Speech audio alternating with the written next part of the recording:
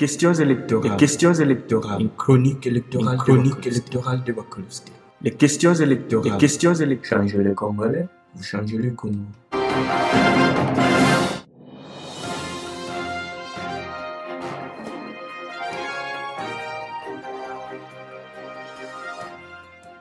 Voilà, chers téléspectateurs de Baccalauréat State, bonjour, bonsoir chez vous. Nous sommes ici à United States Institute of Peace, juste en face du département d'État. Vous vous souvenez qu'il y avait le US African Summit ici dans ce grand building.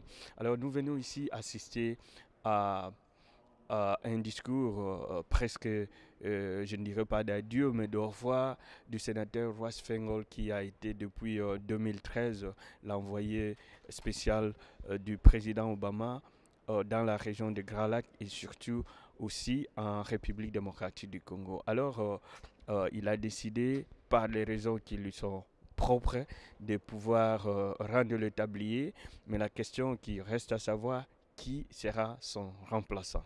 Alors, nous allons assister à son discours et on va se retrouver à la fin pour voir si quelques noms seront cités ou il aura le temps d'accorder quelques questions pour clarifier un peu sa position de pouvoir quitter ce poste. Vous souvenez que Feingold, c'est celui-là qui s'est battu bec et ongle pour quand même qu'il y ait une certaine stabilité en République démocratique du Congo. L'un des envoyés spéciaux des États-Unis qui a été très clair par rapport à ses positions, notamment sur le changement de la Constitution, les droits de l'homme et aussi les droits de la femme. Mais la question reste à savoir pourquoi il quitte et qui va le remplacer et quelle sera la suite de processus qu'il a amorcé. Donc voilà, c'est Gary Welle. Et puis on va se retrouver juste à la fin pour savoir qu'est-ce qui s'est dit et on prendra bien sûr quelques réactions des Congolais que nous voyons déjà arriver très très nombreux ici au United States Institute of Peace. Voilà, chers téléspectateurs, nous sommes ici avec le professeur Freddy Matungulu qui vient d'assister à ce qu'on peut appeler le discours de revoir du sénateur Feingold comme envoyé spécial du gouvernement américain dans la région des Grands Lacs, mais aussi en RDC. Juste au sortir de cette audience, quelle est votre réaction à chaud? Bon, c'est une réaction évidemment de satisfaction. Je suis venu, je voulais apprendre un certain nombre de choses que je ne connaissais pas sur le travail du sénateur et je crois que je sors très très satisfait de ce que j'ai entendu. Sa présentation démontre à juste titre c'est quelqu'un qui était tout à fait à la hauteur des attentes. Et c'est pour cette raison qu'il a fait un très très grand travail en tant que représentant spécial du président Obama pour la région des Grands Lacs. Alors, des petites inquiétudes par rapport au processus, les très longs processus qui restent encore sur la table? Bon, nous avons confiance que l'Amérique, par la voix du président Obama, continuera de garder, de faire un suivi qu'il faut à la situation qui prévaut dans notre pays, en République démocratique du Congo, bien que je reconnais quand même que le sénateur Feingold a été une personne de très très grande autorité morale et politique. Et que ce ne sera peut-être pas très très difficile de le remplacer. Vous savez, il y a certaines chaussures que n'importe qui ne peut pas porter. Mais c'est ma conviction que les États-Unis, à partir du département d'État jusqu'à la Maison-Blanche, trouveront les ressources et la nouvelle personne qu'il faut, qui soit à la hauteur d'une tâche qui reste, il faut le dire, extrêmement difficile. Alors, il y a des petites raisons qui ont motivé son départ ou ça reste jusque-là un mystère? Bon, écoutez, le sénateur, vous l'avez suivi tout à l'heure lui-même, il n'a pas dit pourquoi il partait. Je crois que moi, je ne peux pas rentrer dans un exercice de spéculation sur les motifs qui justifient son départ aujourd'hui. Je voudrais quand même répéter une nouvelle fois que c'est l'occasion pour nous de lui rendre un hommage très très mérité pour le travail qu'il a fait. pour faire évoluer les causes ou la cause de la paix dans notre grande région de Grand Lac en Afrique. Mais là, professeur, merci beaucoup. On vous prend à chaud. Mais juste, nous nous sommes réveillés dans tous les médias. Monsieur le professeur Matungulu prend sa retraite précipitée du Fonds monétaire international. Est-ce qu'on peut savoir juste en 2 mots qu'est-ce qui se passe? Bon, ce n'est pas une retraite précipitée, c'est une retraite anticipée. C'est une retraite anticipée. Il me restait encore quelques années à passer ici à Washington au Fonds monétaire international. Mais en même temps, vous savez, dans notre pays, les choses chauffent. Et c'est le cas depuis quelques temps maintenant. J'ai pensé que le moment était venu pour moi de me débarrasser de cette lourde obligation de réserve. Parce que vous aviez quand même toutes les mains liées. Ah oui, tout à fait. Et là, on va y aller vraiment sans désemparer, comme on dit, pour pouvoir rentrer dans le débat sur ce qui se passe dans notre pays. C'est notre devoir patriotique. Et moi, je ne tenais pas à rester en marge de ce qui se trouve être une discussion sur les défis qui vont définir l'avenir à long terme de notre pays. Voilà pourquoi j'ai décidé de partir un peu plus tôt que prévu du Fonds monétaire international en prenant cette retraite anticipée.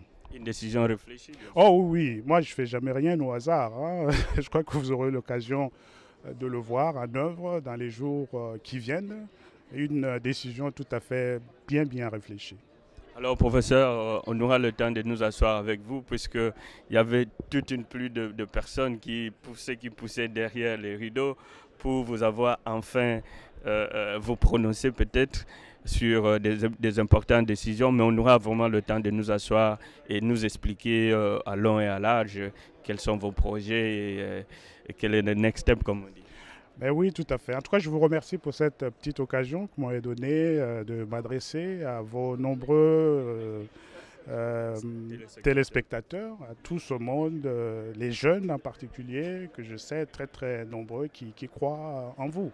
Merci beaucoup. Et qui croient en vous aussi. Ben, je l'espère. Merci beaucoup. Merci pour votre temps. Merci, bon courage à vous. Merci, professeur.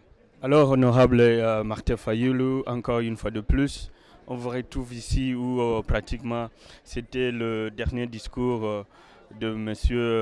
Feingold comme envoyé spécial dans la région des Grands Lacs et aussi au Congo. Après ce speech, juste en 2 mots, votre réaction? 2 mots. D'abord, je devais être ici. Je devais être ici pour remercier le sénateur Feingold pour le travail immense qu'il a abattu. Et je dis... moi, ici, je représente le peuple congolais pour remercier l'envoyé spécial Feingold. Il a fait beaucoup de choses. Il a écouté les Congolais, tous les Congolais, de l'intérieur, donc du Congo, de l'extérieur, de la diaspora. Il a écouté tout le monde et il a amené des solutions. En tout cas, les Congolais seront très reconnaissants au sénateur Feingold. Donc, j'ai dit merci et je lui souhaite très bonne chance pour ce qu'il va faire le reste de sa vie. Que Dieu le bénisse. Et il est ami du Congo, il sera ami du Congo, il le restera. Et nous allons certainement le revoir quand le Congo sera réellement indépendant, quand le Congo sera un pays prospère et il verra la prospérité du Congo. Merci. Merci beaucoup, honorable. Merci surtout pour votre énergie et tout votre temps. Merci. Merci. Voilà, Madame Nita, vous avez suivi ce qu'on peut appeler le discours du départ de sénateur Feingold. En 2 mots, quelle est votre réaction? On est vraiment tous reconnaissants de ce qu'il a fait d'abord pour le Congo parce qu'on a vu en 18 mois, depuis qu'il est arrivé comme envoyé spécial au Congo, les choses ont bougé assez vite. On a eu la fin de M23 et maintenant on va avoir le départ si possible de FDLR et je viens d'entendre que le Congo vient d'envoyer un mandat d'arrêt international contre les leaderships de M23 qui sont au Rwanda. Ça, c'est une bonne chose. Et il a vraiment insisté qu'il va continuer à pousser pour que le Congo soit en paix. Et c'est ce que nous tous, on est en train d'attendre. Et il a sûrement parlé aussi de ce qui me va droit au cœur, c'est l'effort contre la violence sexuelle en RDC qui est quand même devenu une épidémie. Tu es une ambassadrice depuis des années. C'est ça. Donc ça me fait plaisir de savoir que malgré qu'il part, mais il n'a pas oublié le Congo, il ne va pas oublier le Congo, il va pousser pour d'abord qu'on engage un nouveau envoyé spécial qui va faire la même chose. Il y a quelqu'un qui circule déjà? Non, pas du tout. On espère que cette fois-ci, ça sera aussi ouvert comme c'était avec Feingold, parce que finalement avec Feingold, le gouvernement Obama avait ouvert pour que tout le monde vote. Il y avait des noms qui circulaient et tout le monde a voté pour Feingold. Donc j'espère que la prochaine fois, mais très vite, qu'on ait quelqu'un d'autre qui va suivre, parce qu'il y a les élections qui arrivent, là, la démocratisation du Congo qui doit suivre. Il y a des étapes assez importantes, des étapes assez importantes qu'on doit suivre d'ici 2016. Merci Madame Nita pour votre temps. De rien, merci. Cher collègue Abraham Louakabwanga, bonjour. Bonjour Gary. Rebonjour. Rebonjour mon frère. Alors nous venons d'assister au discours presque, je ne voulais pas dire d'adieu, mais de revoir du sénateur Feingold, sorti de ce discours, juste en 2 mots, puisque je sais qu'on est aussi buté par le temps, juste en 2 mots, votre réaction à chaud. À chaud, félicitations sénateur. Si c'est à refaire, je vous demanderai de le refaire. Il a placé la barre très haut. On a vu les achievements, comme on dit, le calendrier électoral, la loi électorale, le blocage, le non-changement de la Constitution. Tout ça, c'est un travail qu'il a fait sur le terrain. Le M23, il a dit. Maintenant, il reste encore des coins obscurs. Le FLDR est sur le terrain. Il n'a pas pu peser de tout son poids pour que la RDC accepte finalement de travailler avec la MONUSCO. On a dû voir une délégation des Belges venir. À chaud, je dirais félicitations. Maintenant, nous avons un problème, nous Congolais, c'est qui va le remplacer. Et son remplaçant sera-t-il à la même hauteur? Sera-t-il aussi efficace? Parce que le travail du déblayage a été fait. Mais on a 4 élections qui vont se mettre en place. 2015 au Burundi, 2016 dans les 2 Congos et 2017 au Rwanda. Ça, c'est un travail qui nécessite vraiment de la poigne, qui nécessite qu'il y ait quelqu'un qui comprenne les enjeux. Pas qu'on ne voit pas un rookie qui va encore chercher son temps, mais quelqu'un qui connaît la région. Voilà. Une lueur d'espoir, parce que nous savons que, comme vous avez dit, il y a vraiment encore du travail qui reste sur la table. Je crois que le président Obama, qui nous a démontré son leadership au travers le choix de M. Feingold après que Mme Hillary ait quitté le département d'État, est un choix judicieux. Donc j'ose espérer que ce soit lui ou encore, j'allais oublier, le sénateur John Kerry, qui connaît le dossier Congo, vont peser de tout leur poids pour avoir quelqu'un qui de la même stature, qui se fera respecter, qui va continuer dans la lignée comme les Américains nous ont habitués à le faire. Alors merci M. Abraham pour votre temps et puis toutes les bonnes choses que vous faites pour le pays. Encore une fois, merci Bakolo State, je vois vraiment que c'est Bakolo State. Merci beaucoup. Monsieur Gilbert Oundela, bonjour. Bonjour. Alors là, vous prenez vraiment à chaud après ce discours, je dirais, de revoir du sénateur Feingold que vous connaissez très bien. Vous avez eu à courtoyer et à parler sur la table et en dessous de la table, comme on dit aussi. Mais après ce discours presque de revoir de ce sénateur qui a fait un travail remarquable au Congo, quelle est votre réaction? Bon, je crois qu'il nous a laissé un message d'espoir, c'est-à-dire que nous pouvons reconstruire le pays et que nous pouvons espérer aller de l'avant. Ce qui va arriver au Congo dépendra de la bonne volonté des Congolais. Si les Congolais ont un soubresaut d'orgueil et qui disent que nous devons bâtir notre pays, nous trouverons les voies et moyens pour construire le pays. Et c'est ça que je demande aux Congolais. Nous n'avons qu'un seul Congo, nous n'en avons pas 2. Satisfait du travail abattu par M. Feingold?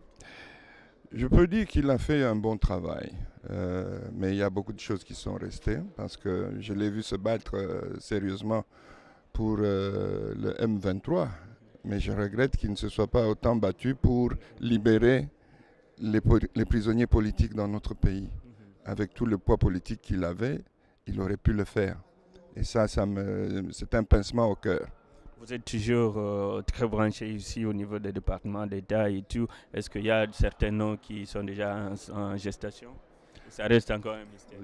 Il y a des noms qui circulent, mais qui ne sont pas encore bien connus. Et je préfère ne pas m'avancer sur ça. Et parce que nous voulons quelqu'un qui pourra avoir la poigne et l'audience comme M. Feingold. Et c'est ça notre souhait. Alors, on ne peut pas vous rater là, puisque on est quand même en présence de quelqu'un de très important au sein du parti IDPS. Est-ce que la santé du parti, on a vu le président Tshisekedi annoncer les couleurs en Europe, d'abord sa santé et quel est l'état du parti à ce moment, en 2 mots? Bon, vous avez vu que le président, à 82 ans, tient le coup. Il se lève, il parle, il a pu répondre aux attentes du peuple. Il a parlé, il a dit quelques mots. Et ces mots sont profonds, il faut bien les analyser pour comprendre ce qu'il a voulu dire. La santé du parti, comme toute œuvre humaine, il y a des petites difficultés par-ci par-là, mais je crois que nous devons faire tout pour que nous soyons unis, non seulement au sein du parti, mais aussi au sein du pays, parce que c'est tout le pays qui doit se lever pour changer la donne. Tant que l'UDPS est en train de s'étirailler, il y aura des problèmes. Mais je crois que nous sommes arrivés à ce dépassement et qu'aujourd'hui, déjà à Kinshasa, il y a un grand effort pour rassembler tout le monde. Et je crois que ça va payer. Le message du président a été clair. C'est en étant unis que nous pouvons faire quelque chose. Ceci me porte à revenir sur les paroles de mon père qui nous quittait en disant « Restez unis pour le Congo, comme le Congo vous a unis. Restez unis. » Donc, en étant unis, nous allons faire face à toutes les adversités. Et je crois qu'aujourd'hui, l'appel est que les Congolais soient unis derrière quelqu'un qui va nous permettre de changer la donne au Congo. Et qui est ce quelqu'un? Vous savez. C'est qui? Le président Etienne Tshisekedi, il est là. Voilà, c'était monsieur Gilbert Munela d'ici, depuis Washington DC. Voilà, monsieur Sébastien Kongolo, vous êtes ici, vous avez assisté au discours de revoir du sénateur Feingold. Juste en 2 mots, sorti de cette audience ici, quelle est votre réaction à chaud? Merci d'abord de me donner cette occasion. Ma réaction par rapport à ça est que, bon, M. Feingold a fait beaucoup de choses pour la région, mais nous aurions aimé, après son speech, qu'on lui pose certaines questions de clarification par rapport à la situation qui prévaut dans la région. Mais il nous a laissé sous notre soif. C'est ça l'unique déception que j'ai, mais par rapport à ce qu'il a fait pour la région et son engagement pour faire avancer l'agenda de paix dans la région, c'est bien louable. C'est bien louable, mais on aurait aimé lui poser certaines questions de clarification là-dessus. Alors, merci beaucoup pour votre temps. Je sais que vous avez beaucoup à dire. On aura le temps de nous asseoir avec vous et pour parler de tout ce que vous faites et surtout merci pour tout le travail que vous faites pour le Congo. Okay, merci de m'avoir donné cette occasion. Merci. And it is my great pleasure to welcome everybody here to talk about a topic that is one of the most important conflicts that we need to continue to pay attention to and to solve. And I'm very pleased to be able to welcome back our guest speaker, Senator Russell Feingold, who's the Special Envoy for the Democratic Republic of the Congo and the Great Lakes. Senator Feingold has served as the Special Envoy for the DRC and the Great Lakes since June 2011, and this is his 3rd appearance here at USIP. USIP is very happy to be a member of the Great Lakes Policy Forum and part of an increased effort over the last several years to really focus in on what has been a persistent and very deadly, very costly, both in terms of treasuring people's lives, conflict in the DRC. Before assuming his position as the Special Envoy, Senator Feingold served on the U.S. Senate Subcommittee of Africa for 18 years, where many of us had a chance to get to know him and to respect the voice and the leadership that he brought to the relationship between the U.S. and Africa and the many ways that he promoted greater U.S. engagement in helping Africa deal with some of the critical challenges that it faced. And over the past 18 months, Senator Feingold has really been responsible for leading U.S. efforts to try to promote peace and stability in one of the longest running crises. we're very pleased that the administration chose somebody of his caliber, of his commitment, and his energy. And in his time, he has relentlessly traveled back and forth to the region and worked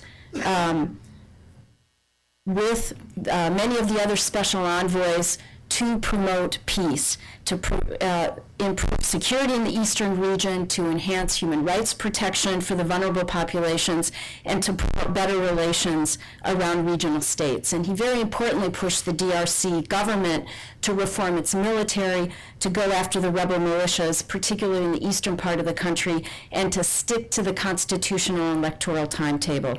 This has been a very important 18 months. In a conflict that has claimed over the past several decades 5 million lives.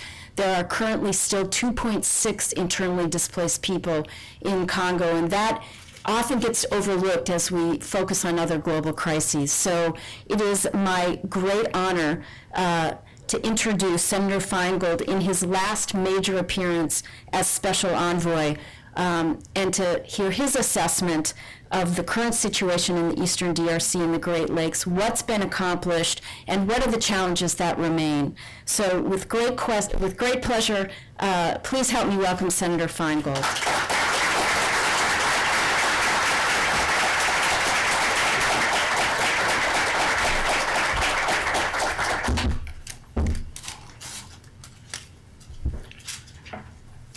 Thank you all for being here, and thanks, of course, to the United States Institute of Peace for hosting this and other useful events during my tenure as Special Envoy.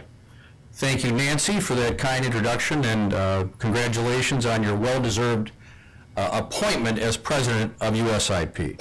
Of course, Ambassador Johnny Carson is here, and Johnny, I want to take this chance to thank you, as I have in the past, but I never get tired of doing it, for your consistently good advice and generous support. Having the benefit of your expertise in Africa has always helped me, and your wise and thoughtful approach has always helped the United States. It is truly a pleasure to work with you. When in spring of 2013, President Obama and Secretary Kerry asked me to take on the role of Special Envoy to the Great Lakes region of Africa and the DRC, I was intrigued. I felt that the United States could do more actively to support and complement regional and international efforts already underway to stabilize the region. President Obama and Secretary Kerry's appointment of a full-time Special Envoy is a testament to their commitment to ensuring high-level American attention to this region. So I thank them for this opportunity to further U.S. engagement in and partnership with Africa, a challenge I have embraced and enjoyed. I will always cherish having had this experience. In our efforts, I believe we have successfully broadened U.S. engagement with the African Great Lakes region, better connecting it with U.S. international priorities in the process. Fortunately, most of our goals for and priorities in the region are shared in most respects by most of the international community and the broader Great Lakes region. There are, however, some priorities that are especially crucial to America's overall foreign policy objectives that should be part and parcel of our analysis of and action in the region. In my view, the Great Lakes region implicates our own national security, environmental, and economic challenges going into the heart of the 21st century. Indeed, these very real linkages between the Great Lakes region and our broader national priorities justify, if not demand, the noticeable increase in our focus on the region in recent years. Now, I view these linkages as both troublingly easy and crucial to make. In this regard, we have worked to align the focus among Africa watchers, including those within the U.S. government, in international capitals, and also with outside experts, to avoid seeing the situation in the Great Lakes region as one of moral and humanitarian obligation alone. Our national interests, including our commitments to democracy, political freedom, and national security, and our international leadership position must be part of our approach to the African Great Lakes as well. Happily, these combined interests, including the moral and humanitarian, are more than sufficient to justify even more American attention to the region in the future. Now, I have made 15 trips to the region in the past year and a half, meeting repeatedly with heads of state, civil society, and other donor partners to bring sustained attention and a comprehensive approach to resolving the ongoing crisis in the Great Lakes. The signing of the February 2013 Peace, Security, and Cooperation Framework Agreement proved to be a touchstone in stepped-up U.S. and international engagement in the region. Our goal has been to help support the peace process launched by the signing of the Framework Agreement, including the implementation of the region's specific commitments not to support armed groups and to respect each other's territorial integrity. But as President Obama said in July of 2013 during his trip to Tanzania, the framework can't, quote, just be a piece of paper. There has to be follow-through, unquote. Our office at the State Department, known at least internally as SEAGL, has worked hard to make sure that there has been and will continue to be follow-through and support from the United States as the region furthers the implementation and spirit of the PSCF. Through the framework peace process, which has included annual heads of state meetings, the countries of the region have seized the opportunity to examine and address the root causes of chronic instability and underdevelopment, including such complex issues as refugees, citizenship, land reform, ethnic discrimination, border security, and democratic and governance issues. Of course, efforts to address the root causes of conflict in the Great Lakes region must be led by Africans, but with the sustained support and attention of the international community. Now, it's no surprise to me that 2 years later, many of the root causes identified in the PSCF and related processes remain unresolved. But in the midst of many worrying signs and incidents, there has been some improvement on some very complex, long-standing problems that have plagued the Great Lakes countries. And there is good reason to be optimistic about the long-term trajectory of the region. We continue to see progress in addressing the threat from the array of armed groups that have been a leading destabilizer in the DRC and the region and that inspired the signing of the PSCF. We're also seeing increased interest and commitment to regional economic integration, exemplified by the UN's organization of a regional international investment conference later this year. The region's attitude toward the United States has improved in recognition of our consistent, high-level engagement and principled approach to recent challenges. There are many issues on which I focused as a special envoy that I unfortunately will not have time to address in depth today. Among those is the deeply upsetting and ongoing crisis of violence against women as a weapon of war, and the commendable efforts being spent to empower and improve the lives of women and youth in the region.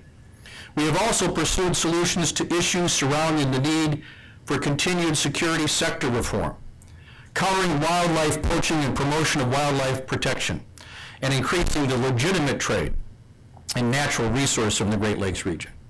I was pleased also to play a supportive role in trying to resolve the difficult situation surrounding adoptions in the DRC that has affected hundreds of American families. They have found their dreams of adopting a child who was born in the DRC indefinitely delayed as the DRC government has sought to reform its adoption policies. These are only some of the other issues we worked on and that deserve more discussion and attention than we have time for today. This morning, however, I want to discuss some of our specific SEAGL efforts in three parts. First, the initial task that confronted me of dealing with the ongoing rebellion from the M23 rebel group in eastern DRC. Second, SEAGL efforts aimed at addressing the long-standing root causes of the conflict. And third, some unique initiatives our SEAGL office has begun and I hope will continue after I leave this position. First with the M23. When Secretary Kerry first contacted me about this position in February of 2013, he mentioned the problem of the armed group known as the M23. He was clear. Should I take this job, that helping the region end this armed rebellion and the threat posed by this armed group would be my first, if not my primary, priority. Over the course of my first 6 months as Siegel, 3 developments contributed to the military defeat of the M23. First, the DRC government put in place more operationally effective and accountable military officers in the embattled region of North Kivu. In addition, in March 2013, the UN Security Council approved the establishment within MONUSCO of the first regionally led 3,000 troop strong intervention brigade, or IB. With the establishment of IB, the Security Council also expanded MONUSCO's mandate to include the explicit task of neutralizing the threat of armed groups. MONUSCO and the IB provided critical support to the FARC in the final months of the M23 rebellion, helping to finally turn the tide against the rebel group after more than 15 months of fighting. Finally, most important, outside support to the M23 significantly decreased toward the end of the rebellion. This was in large part the result of American-led, sustained, high-level diplomatic and financial pressure on Rwanda to cease support for the M23. A second development was the political resolution of the M23 rebellion, which came via the Kampala dialogue, successfully facilitated by Uganda in its role as chair of the regional organization, the International Conference of the Great Lakes Region, or the ICGLR. While the Kampala dialogue started in December 2012, it lagged for months. This was in part because of the lack of sufficient military pressure on and continued external support to the M23. However, the dialogue gained traction when the M23 was forced to drop its more unrealistic demands in the face of increased military pressure from the FARC and MONUSCO in late summer 2013. Third, I also believe the eventual success of the Kampala dialogue was significantly aided by the added participation of 5 international envoys: the UN Special Envoy, the Special Representative, the Secretary General, the Special Representative from the African Union, the Senior Coordinator for the European Union, and me. Prior to September 2013, the international community had not participated in the Kampala dialogue or even been allowed in the room during the substantive negotiations. This changed when, during the envoy's first joint trip to the region, we made the decision to travel to Kampala and meet with the DRC and the M23 delegations in an effort to overcome the stalemate in the talks and, frankly, pressure the parties toward an internationally acceptable outcome. The Nairobi declarations of December 2013 were the outgrowth of 5 critical negotiation sessions over the span of 3 months. As of late 2013, the Kampala talks had grown largely moribund as the parties focused their energies on a new stepped-up round of hostilities. It was at this point that this group of 5 international envoys chose to meet in Kampala to press the participants of the dialogue to either conclude with an agreement or perhaps with a recognition that an alternative approach would have to be sought. My staff and I were deeply involved in all 5 of the final negotiation sessions that culminated with the Nairobi declarations. All the envoys were involved in the first session in September 2013. I personally led or co-led with the excellent UNSRSG Martin Kobler 3 of the subsequent sessions, and in one very protracted session, my senior advisor, Bernard Gilmore, took the lead along with Kobler. One of our top priorities during these sessions was to ensure that whatever agreement came out of the talks, it would break away from the litany of failed agreements in the past that had granted amnesty for all crimes and sought to end the threat of rebel groups by incorporating them wholesale into the DRC military. That recipe has repeatedly failed to bring any lasting stability to the region and served only to sow the seeds for future rebellions. So we were steadfast in our position that peace in the DRC demands justice and the end of impunity for war crimes, crimes against humanity, including sexual and gender-based violence, and the recruitment and use of child soldiers.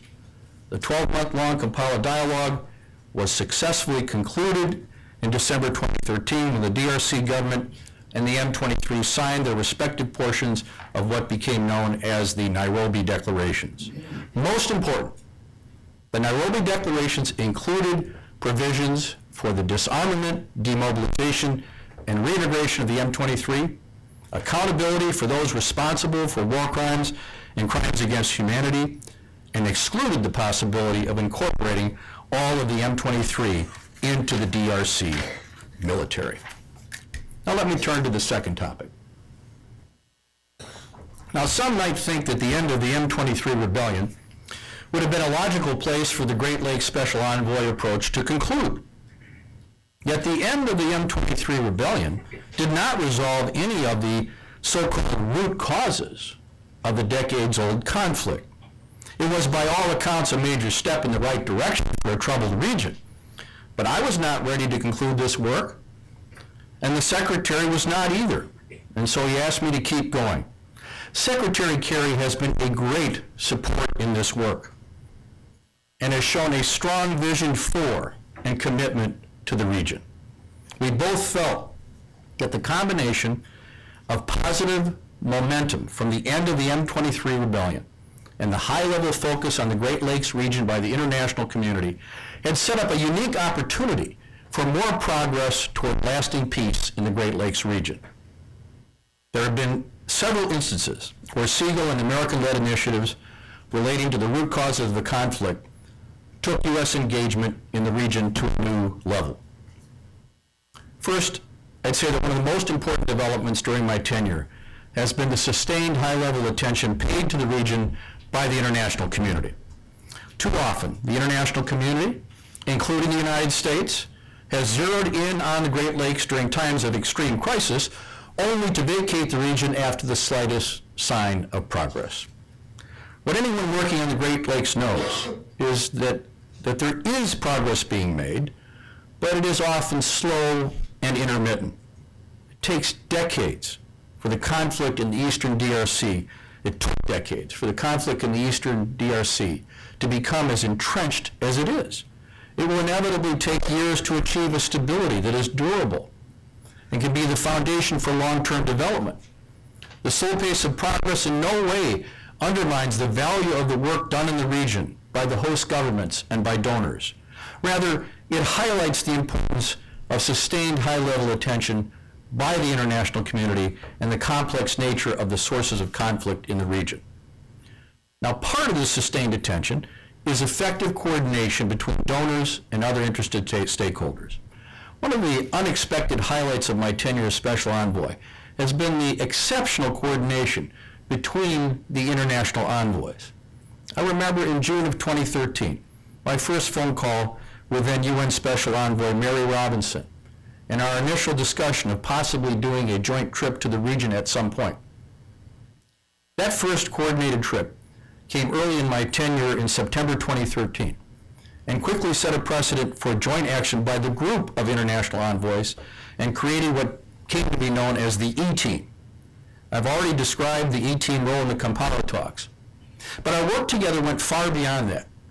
Since that first trip in September 2013, the envoys have communicated with each other nearly every day, if not multiple times a day. This ensures that we are on the same page, have the same and most up-to-date information, and are able to coordinate on messaging, priorities, and travel. I believe that the E-Team's commitment to coordination increases the impact of each envoy and their respective country organization. It also demonstrates a greater collective resolve to the region than has been seen in recent years. I want to also say that the same can be said for our coordination with the UK, France, and many other donor partners, as well as the International Great Lakes Contact Group. With an active UN envoy as part of the ongoing discussions with other international envoys, our coordination has set a platform for consistency in messages at the UN and from the UN Security Council to the region. Now let me turn to a second point, the need to insist on the elimination of the FDLR. In order for the DRC and the region more broadly to fully realize its development potential, the end of all illegal armed groups in the region is an absolute requirement.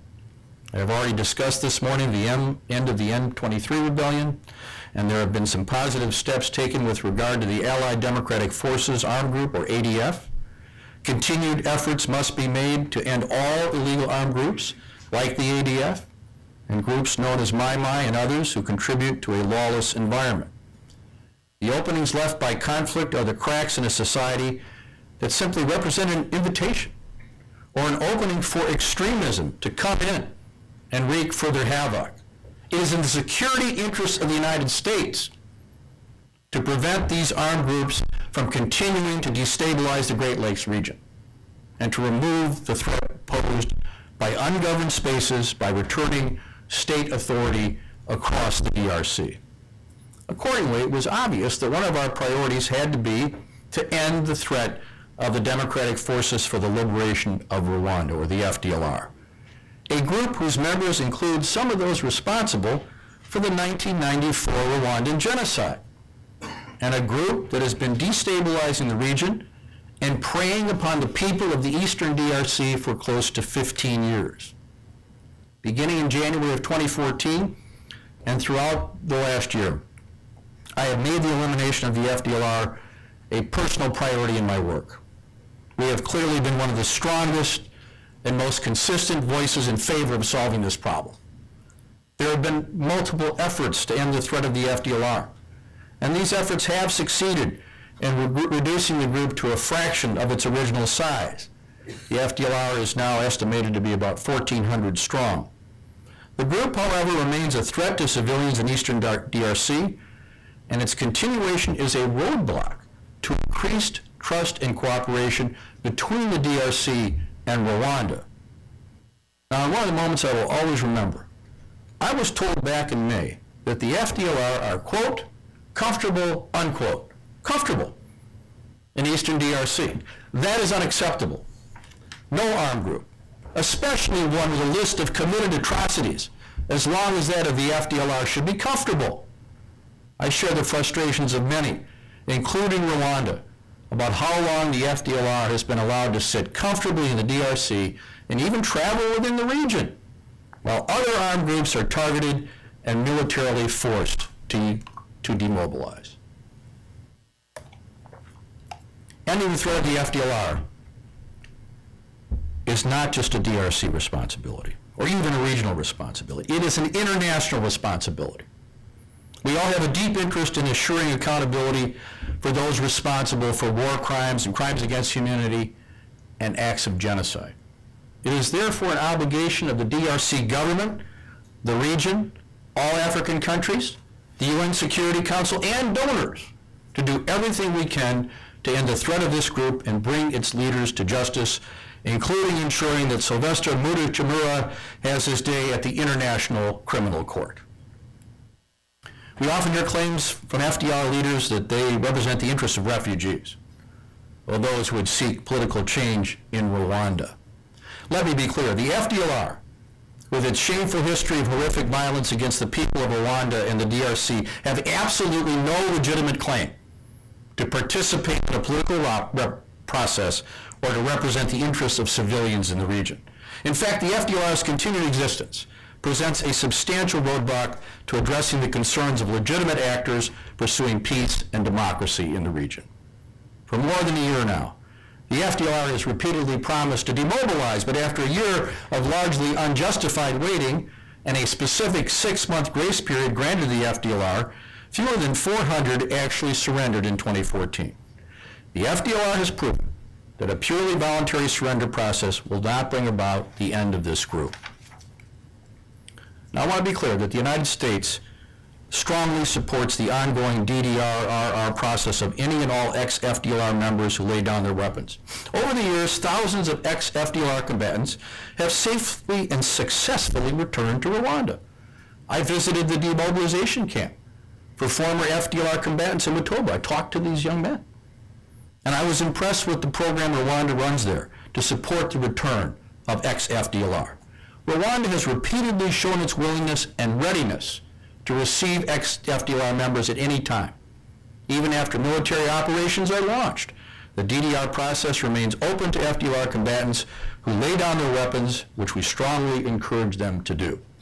The moment is now for ending the threat of the FDLR. And the onus is on the DRC government to deliver on its commitment to do so. The government announced the start of operations on January 29, but as of yet, operations have yet to be launched. The only entity that benefits from further delays in military operations is the FDLR. The DRC government owes it to its people to do everything it can to immediately and permanently end the threat of the FDLR. Now let me turn to a third topic. In a country as haunted by former and present conflict as the DRC, achieving stability requires more than just ending conflict. It requires justice and accountability. It is not enough to silence the guns and disarm rebels. There needs to be real accountability for human rights abuses in order for the population not only to return to their communities, but for the people to heal and move on with their lives. Accountability is also necessary to create a strong deterrent against future rebellions and armed groups. This is why we fought so hard to ensure that the Nairobi declarations included language on accountability and denied complete amnesty. If the leaders of these rebel groups are never prosecuted for their crimes, what deterrent is it for them not to return to the bush? And what assurance is there for the general population that another rebellion is not just right around the corner? Now, accountability is not easy, especially in a country where the judicial sector is under-resourced and underdeveloped. The ICC has made it clear that they cannot handle all the cases being sent to them, and countries must be ready and willing to seek accountability on their own. Throughout my tenure and in strong partnership with Ambassador Stephen Rapp, we have advocated for the creation of mixed chambers in the DRC, which would create additional courts within the DRC judicial system with both Congolese and international staff, including judges, prosecutors, and support staff. Mixed chambers would increase the capacity of the existing judicial sector and bring in much needed expertise from international jurists. The end goal for the DRC would be comprehensive judicial reform that establishes a credible and self-sustaining judicial system. But this is still a long way off, and it is neither fair nor practical to wait that long to hold perpetrators accountable for crimes being committed now or in recent years. Mixed chambers would provide a solution in the short term and foster a judicial reform in the process. We had hoped that the DRC government would pass legislation establishing mixed chambers during last fall's parliamentary session. We understand now that there is a new draft legislation working its way through the executive branch, which has yet to be presented to Parliament, and we strongly encourage the DRC government to move ahead with this draft legislation and for Parliament to pass it during the upcoming March session. The United States stands ready to support the establishment of these courts when the appropriate legislation is passed. Now a bit about the refugee issue. Let me turn to the issue of refugees in the Great Lakes region. Along with focusing on ending the threat of the FDLR, the envoys have also been attentive to the need to address the fate of residual refugee populations in the DRC and surrounding countries. Much of this attention has been focused on the population of Rwandan refugees who remain in the DRC and who, in many cases, are tied up with the issue of the FDLR. A key point to reiterate: the FDLR does not represent the interests of Rwandan refugees. Despite an attempt in 2005 to create a political party separate from the armed elements, and despite including elements of traditional leadership of some of the refugees, the FDLR has never been a legitimate representative of refugees. Many of the Rwandan refugees are judged, in fact, to be held hostage by the FDLR. Now, UNHCR has convened semi-regular tripartite commission meetings with the DRC and Rwandan governments.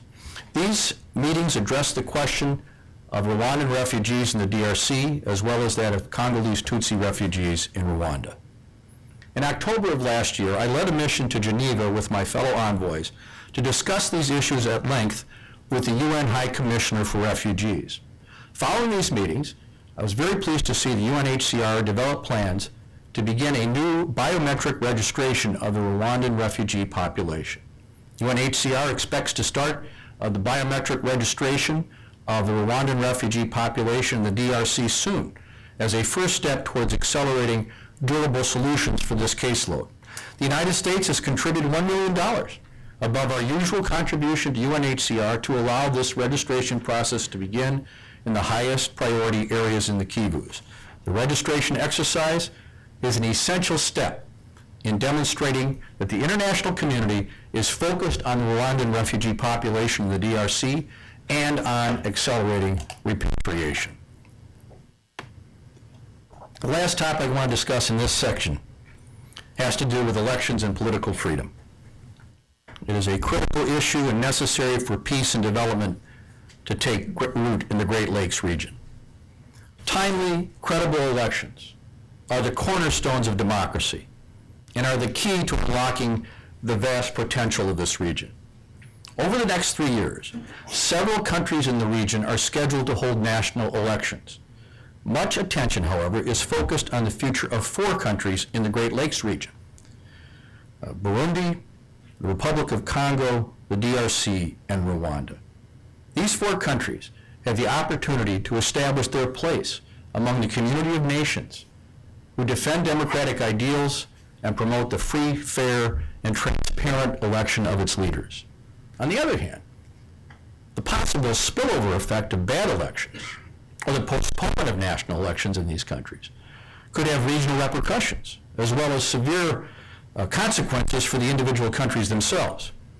These countries and their leadership can signal to their citizens, the region, and the world their commitment to the future of their countries and the value they place on the electoral process by adhering to their constitutions, including constitutional provisions regarding term limits.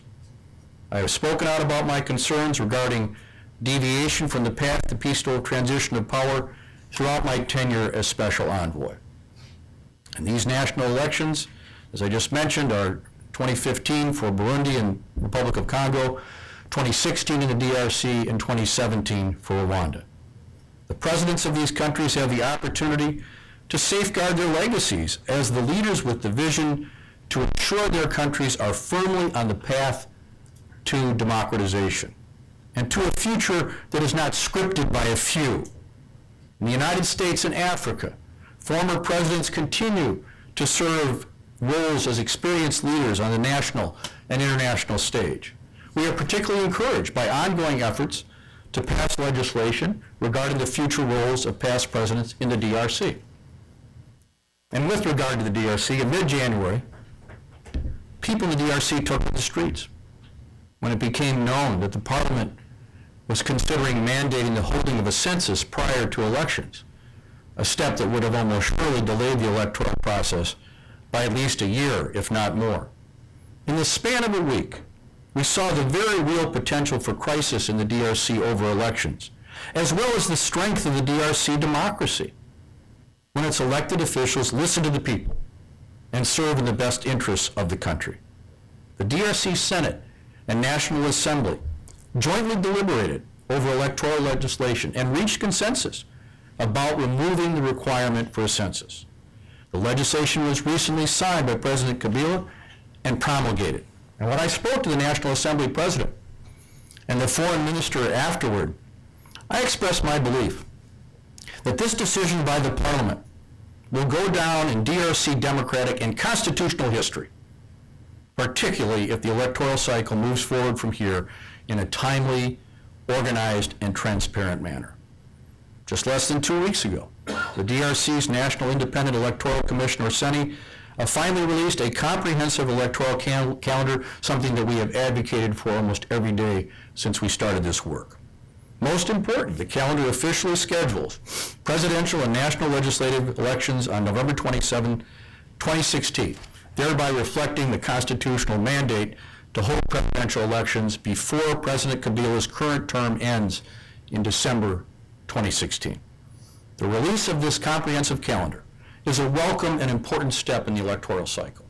The announcement of the presidential elections with the timeline is particularly important in ensuring what the Congolese people expect will be the first peaceful transition of presidential power in their entire history since independence. As to another important country in the region, Burundi. In late May of 2014, at my suggestion, the team of international envoys made a special trip to Burundi to discuss political freedom and upcoming elections. Now, Burundi is sometimes overlooked in a region that tends to be dominated by Eastern Congo and regional tensions. Burundi demonstrates both the progress and the concerns that we see across the region. The country has made tremendous progress in recent years, coming out of civil war, establishing a constitution and a government, and holding its first election since the end of the war. The prognosis for the country could be bright, but a caveat to that is how the country will handle their next elections scheduled for this summer. Burundi has proven its ability to hold an election and for parliamentary seats to change hands, but it has yet to demonstrate a peaceful transition of executive power. Unlike the DRC and other countries on the continent, the Burundian constitution could be read to allow President Nkurunziza to seek a third term. The United States does not refute that there is a legal argument for a third term.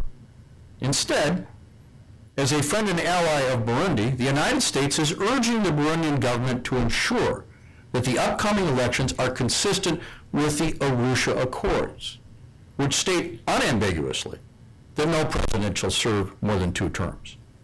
It is our belief that upholding Arusha, including its provision on term limits, is key to maintaining a still fragile stability in Burundi in the near term.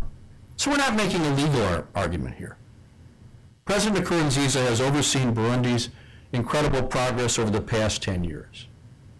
And his legacy will reflect that progress. His legacy will not be the same, however, if he runs again and violates Arusha. Furthermore, the test for Burundi is not merely in the outcome of the elections, but also in the electoral process. The credibility of an election depends not just on the election day, but the whole electoral process. With this in mind, we are paying close attention to the treatment of opposition members in Burundi and any attempt to undermine the rights of Burundian citizens.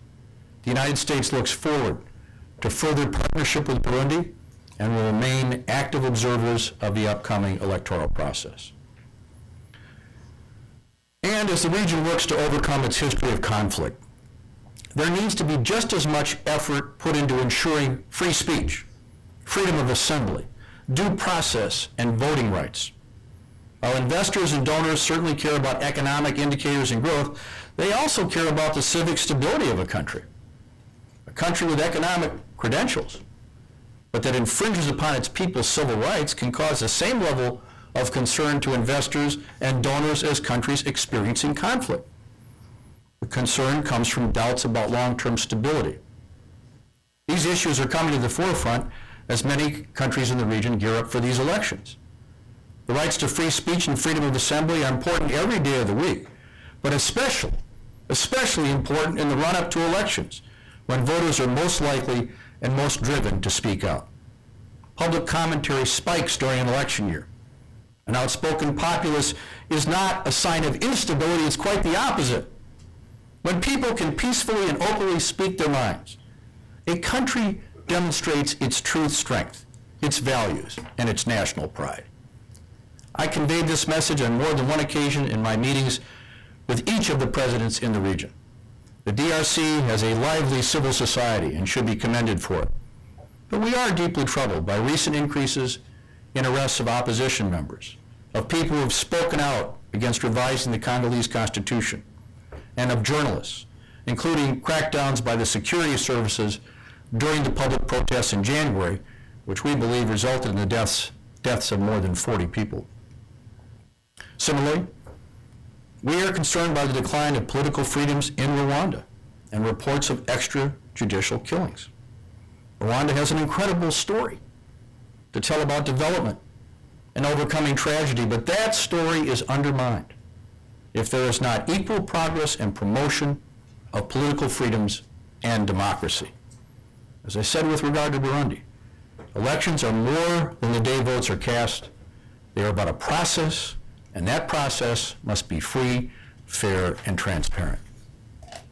Now let me turn to the third and last section. Last, I want to mention 3 original initiatives that we were able to launch during my tenure. I hope these have injected some new energy and ideas into the efforts to meet the challenges and embrace the potential of the Great Lakes region.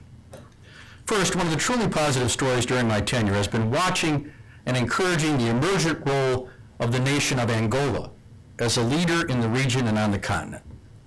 Following Uganda's successful chairmanship of the ICGLR, highlighted by its shepherding of the Kampala Dialogue, Angola assumed the head of the regional organization in January 2014.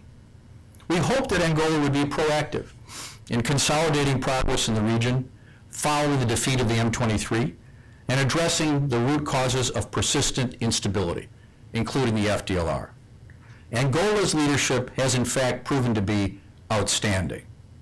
Shortly after assuming the chair of the ICGLR, Angolan President Dos Santos led a series of meetings of regional heads of state to discuss how to end the threat of remaining armed groups in the DRC. These sessions reflected what I had been advocating for many months, the need for a broader, high-level, African-led dialogue to address core issues of instability in the region and to look for positive opportunities for economic development and regional collaboration. It is not just the United States that has commended Angola. Indeed, regional leaders speak highly of President Dos Santos and Foreign Minister Chakotay's leadership and objectivity. And all have expressed willingness to expand their dialogue to include broader security issues, regional economic integration, and confidence-building measures. Angola has spearheaded a clear, consistent, and fair approach to ending the FDLR scourge, recognizing the roadblock that the continued existence of this group presents to addressing broader issues and moving the region forward. I've had the pleasure of traveling to Angola 4 times to encourage this Angola initiative, including with Secretary Kerry in May of last year. Our increased engagement with Angola helped strengthen the U.S.-Angola strategic dialogue, which was held in Washington last December. We also welcomed Angola's election to the UN Security Council and look forward to strong cooperation with them during their 2-year membership. I have complete confidence that U.S.-Angola relations will continue to expand as we work together to address security concerns and embrace economic opportunities across the continent and across the globe. A second initiative relates to China's role in Africa.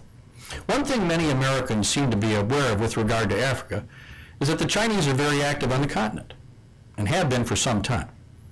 Yet it surprised me to find that very little was known about their activities in the Great Lakes region and how we could better coordinate with the Chinese on matters of common concern.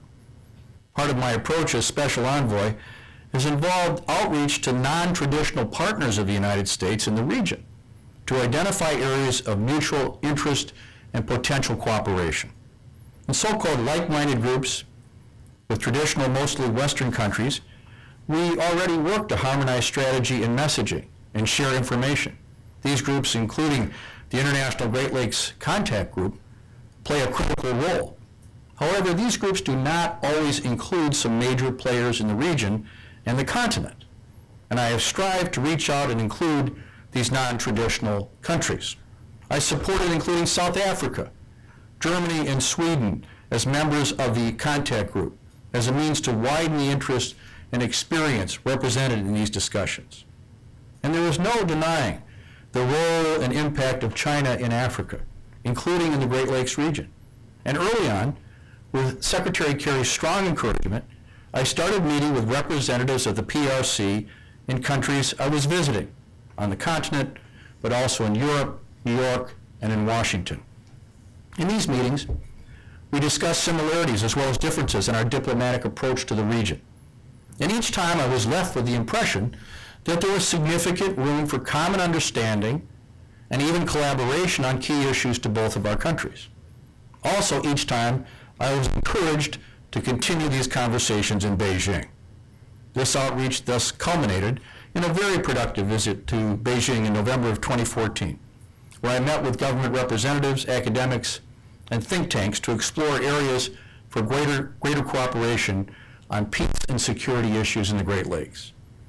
In Beijing, I proposed inviting China for the first time to participate in the contact group. And I'm glad to report that Ambassador Zhang, China's special envoy for Africa, participated in the last meeting of the contact group, which was held in Berlin in January.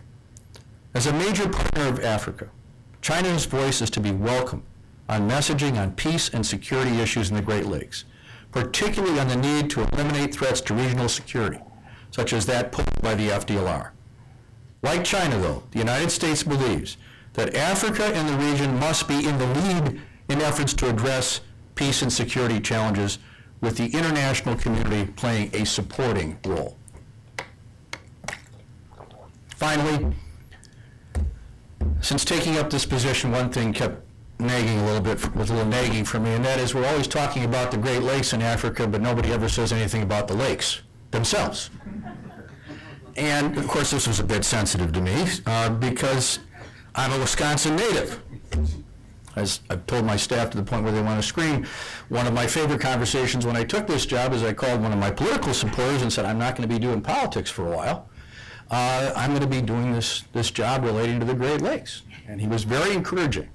He said he thinks it's a terrific thing and asked me whether I'd be measuring lake levels in Lake Michigan. And I said, no, it's a different Great Lakes.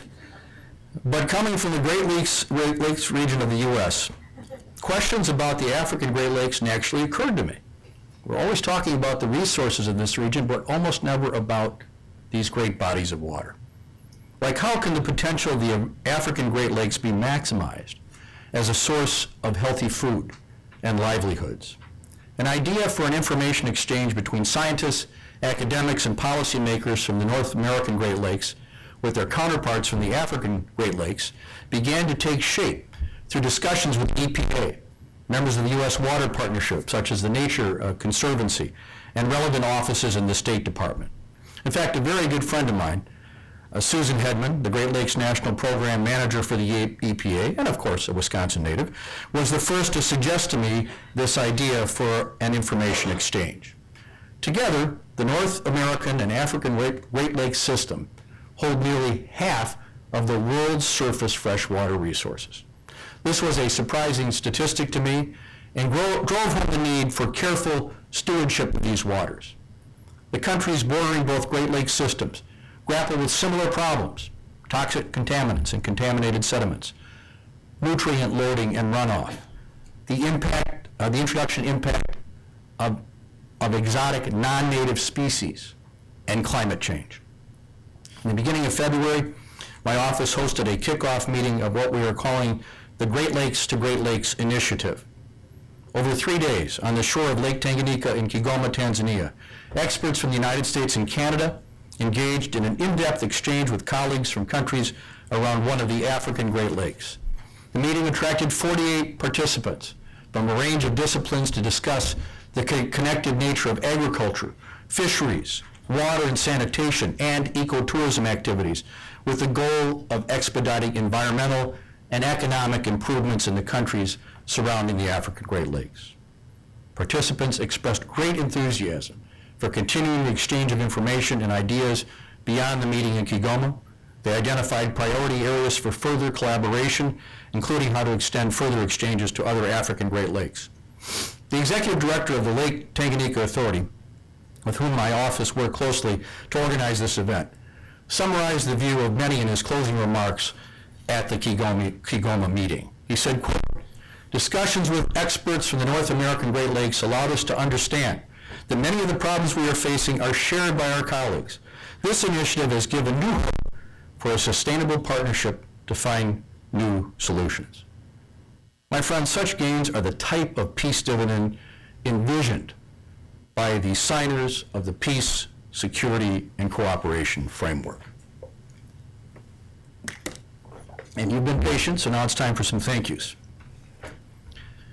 First, I'd like to thank the Africa Bureau's Assistant Secretary, Linda Thomas Greenfield, for her kindness and for a welcoming attitude towards me. She is a true pleasure to work with, and the United States is lucky to have someone of her caliber in such an important position. I was told many times that my working relationship with the Assistant Secretary for Africa, it would be a key factor in my work as an envoy, and I couldn't have been more fortunate. We also benefited on a daily basis from the support of many other members in the African Bureau under Linda's expert leadership. This includes the many desk officers, all of the DASs and directors and deputy directors in AF who helped us on a daily basis, and I've learned some of the abbreviations now. Outside groups and advocates are one of the main reasons I have this job. Their tireless work to make a special envoy role for the Great Lakes a priority, and their support for our initiatives was a constant buoy to our efforts. I think of our friends at Enough, Human Rights Watch, Sanagidio, Dialogue Advisory Group, the Eastern Congo Initiative, and others who have steadfastly and diligently expressed their passion for the success of the Great Lakes region to us and with us. We were, of course, the recipient of excellent support and guidance from the ambassadors and their staffs in the region and all over the world where we visited. In particular, I want to thank Ambassadors Lalim, Swan, Karan, Barks Ruggles, Liberi, Delisi, Childress, and Godek, all of whom had the experience that is always a bit challenging, having us sort of invade their missions and treating us extremely well and facilitating our work every step of the way. It's great to see how well the United States is represented in these countries. I'd also like to express my thanks to the regional governments who were open and generous with their time and consideration of the U.S. point of view. And of course, the international envoys. Mary Robinson, her successor, Saeed Jinnit, Boubacar Diarra of the AU, Koen Vervaeke from the EU, and Frank de Koninck and one of Belgium, and of course, Martin Koper, who has been an enormously good partner in all of this. Let me also thank David Wade and John Feiner, the Secretary's Chief of Staff and Deputy Chief, who were constant in their willingness to collaborate and were extremely responsive to our many requests from the engagement from the Secretary. And the same goes to the NSC staff we work with regularly, Anna Cave, John Gondolmi, and of course, President Obama's National Security Advisor, Susan Rice, Senior Director for African Affairs, Grant Harris, and Special Assistant to the President, Gail Smith. My thanks also to the excellent help we received from our U.S. UN colleagues. Many thanks especially to Ambassador Samantha Power. And most of all, we were so fortunate in the people we worked with directly every day in our Siegel office, and through constant day and night BlackBerry messages, and I do mean day and night. My once, current, and I hope future Chief of Staff, Mary Irvine, known to most people as Murph, started with me on my very first day as an envoy in the State Department in July 2013, just as she was there every day for my tenure in the U.S. Senate. She has brilliantly held the Siegel operation together. And Jeremy Tollison showed up at just the right time to help our office achieve some important goals. Now, Murph and I couldn't have asked for a better senior advisor than Brennan Gilmore. He's actually a great friend and a true expert on Africa. Brennan was an integral part of and a leader on everything we worked on in our office and has been there every step of the way. Jeannie Huesca was detailed to our office from the Africa Bureau by the generosity of Linda Thomas Greenfield. Her truly tireless work is an example to everyone at the State Department, and I thank her for her dedication and superb work as an expert in the Great Lakes region and her role as the real force between the organized coordination of the International Contact Group.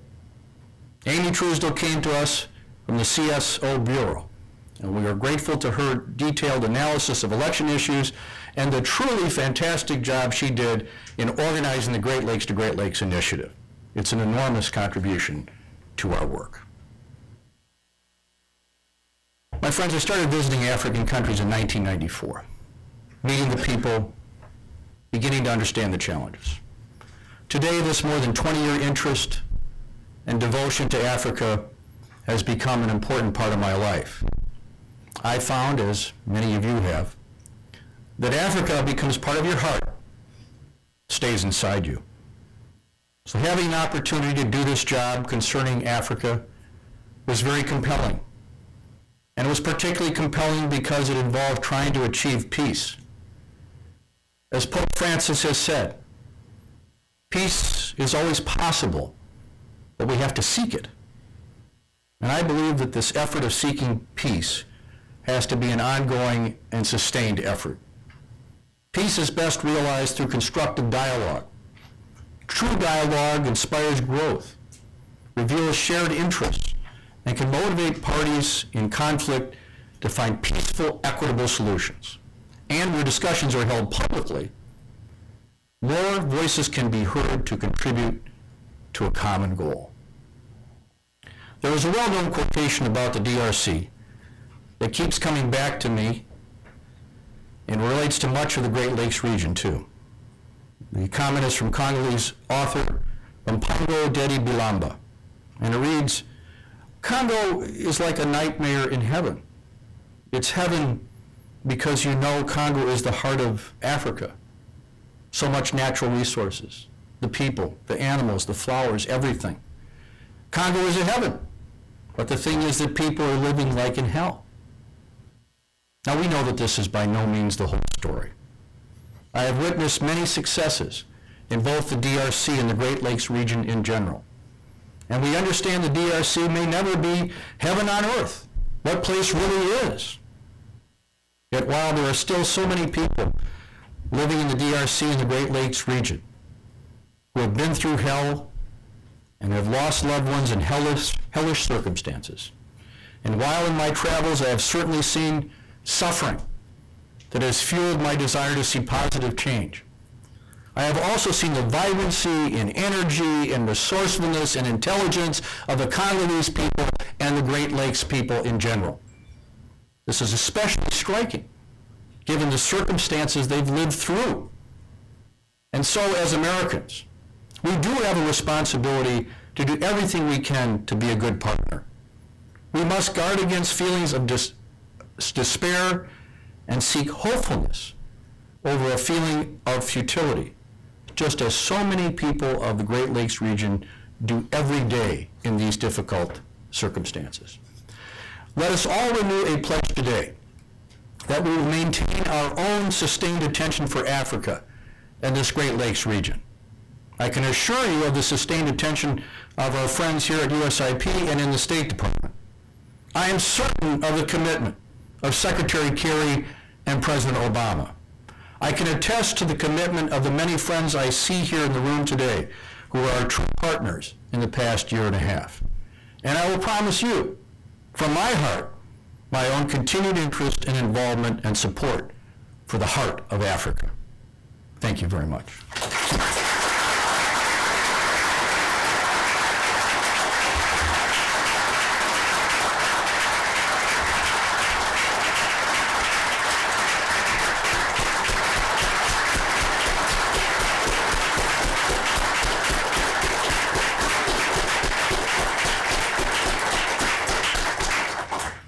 Let me, on behalf of our President, Nancy Lindborg, thank all of you for joining us this morning to listen to a fabulous policy speech by Senator Russell Feingold.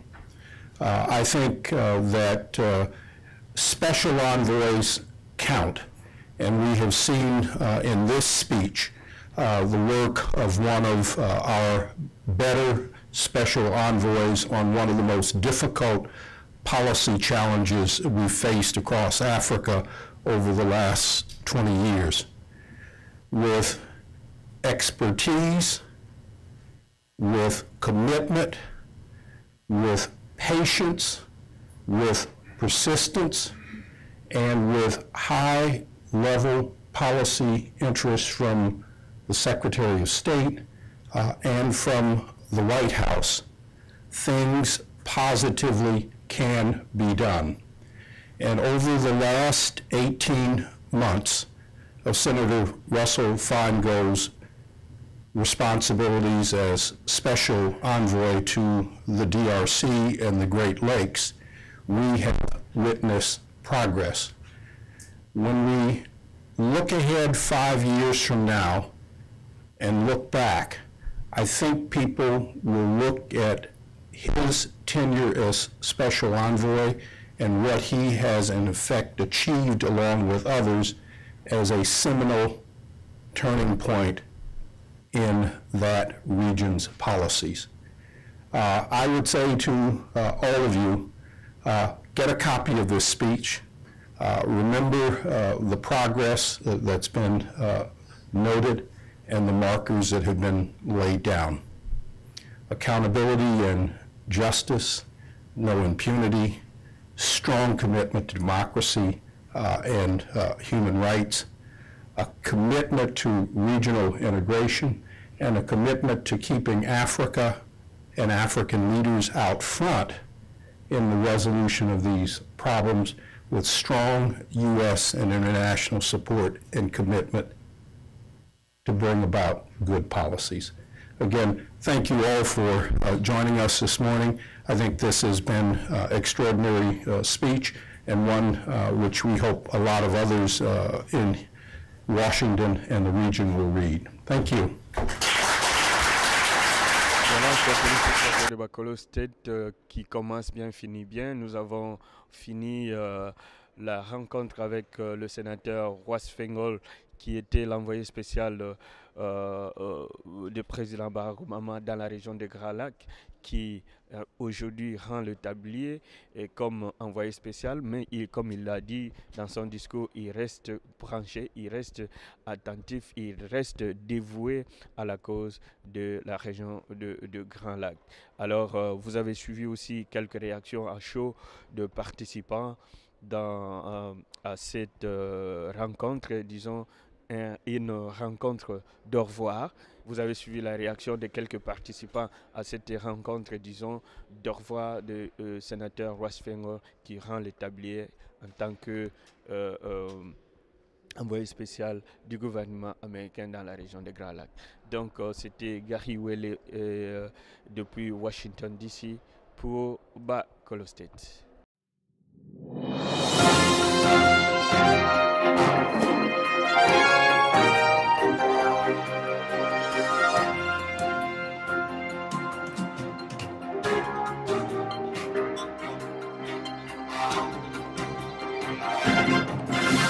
Les questions électorales, une chronique électorale de Bacolo State.